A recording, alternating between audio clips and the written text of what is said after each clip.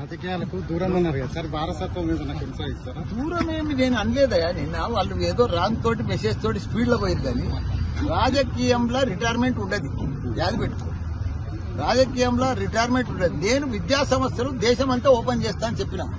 రాజకీయంలోకి నువ్వు ఒక ఆయన అడిగిండు, విలేకరు తమ్ముడు అడిగిండు ఏంటంటే, నువ్వు బీజేపీలోకి పోతావా తెలుగుదేశంలో పోతావా అని అడిగితే, నేను ఏ దేశంలో పోను, ఏ పార్టీలో పోను, నేను ఇంకా నాకు 3 ఏళ్లు ఉంది, 73 సంవత్సరాలు ఉంది అని చెప్పిన. జపాన్ లో రిటైర్మెంట్ లేదు, నాకు కూడా రిటైర్మెంట్ లేదు.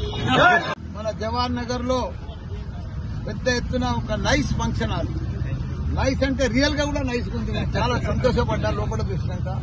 నైస్ ఫంక్షన్ హాల్ మన యూసుఫ్ గారు మతీన్ గారు కలిసి ప్రారంభించినందుకు చాలా సంతోషం. వాళ్ళకు శుభాకాంక్షలు. ఏది ఏమైనా జవహర్ నగర్, ఒకప్పటి జవహర్ నగర్ వేరు, ఇప్పుడు జవహర్ నగర్ వేరు. నాకు చాలా సంతోషం అనిపిస్తుంది జవహర్ నగర్ ఎప్పుడు వచ్చినా, ఏది ప్రారంభించినా, ఏ పని చేసినా. ఎందుకంటే జవహర్ నగర్ మొదటిసారి చెప్తున్నా నాకు గుండెకాయ అని.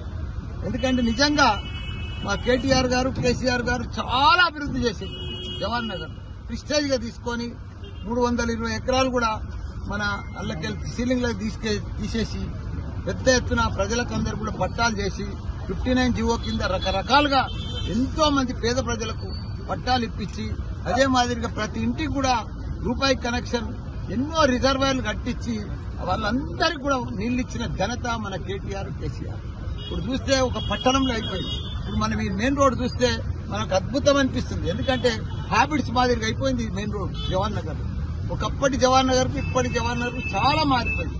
ఎంతో మంది ప్రజలకు తక్కువ ధరకు ఇక్కడ ఇళ్లు కొనుక్కొని, ఇక్కడ జవహర్ నగర్ అంటేనే గవర్నమెంట్ ల్యాండ్, ఇంకా వేరే ఆల్టర్నేటివ్ ఏం లేదు, అంతా గవర్నమెంట్ ల్యాండే. అయినా మన టీఆర్ఎస్ ప్రభుత్వం మంచిగా వాళ్ళకు ప్రభుత్వం ల్యాండ్ అంతా కూడా పట్టా చేసి, వాళ్ళకు అంతా కూడా పట్టాలు ఇచ్చి, వాళ్ళకందరూ కూడా నీళ్లు ఇచ్చి, కరెంట్ ఇచ్చి, పర్ఫెక్ట్ అన్ని రకాలు కూడా రోడ్లు లేపించి, కోట్ల రూపాయలు ఖర్చు పెట్టి అభివృద్ధి చేసిన ఘనత మన కేసీఆర్. ఎందుకంటే ఇప్పుడు జవహర్ నగర్ ఒక పట్టణం అయిపోయింది, ఓ మున్సిపాలిటీ అయిపోయింది. ఇప్పుడు జీహెచ్ఎంసీలో కలుపుకొని అంటున్నారు, కానీ అది జర బాధాకరం ఉంది. 28 మంది కార్పొరేటర్లు బాగా వాళ్ళ సొంతం లెక్క కష్టపడి బాగా అభివృద్ధి చేసేట్లు. ఇప్పుడు చూస్తున్నాం జవహర్ నగర్ ను వాసన రాకుండా క్యాపింగ్ చేసి 144 కోట్లతోటి మొత్తం ఆ రామ్కీ వాళ్ళని అందరూ కట్టడి చేస్తే, ఇప్పుడు రామ్కీ వాళ్ళని కాంగ్రెస్ ప్రభుత్వం వచ్చింది, రామ్కీ కట్టడి పోయింది. ఇంకో చెత్తగుట్ట ఇంకోటి తయారైంది, మళ్ళా వాసన సురువు అయింది. ఇక్కడ గాని జవహర్ నగర్ గాని, అదే గాని దమ్మాయిగూడెం గాని, నాగారం గాని మళ్ళా వాసన వస్తుంది. దాన్ని కట్టడి చేస్తలేరు. 4 దిక్కుల 4 డంపింగ్ యార్డులు పెడతా అన్నారు, పెట్టలేదు. బాధాకరణం అవుతుంది.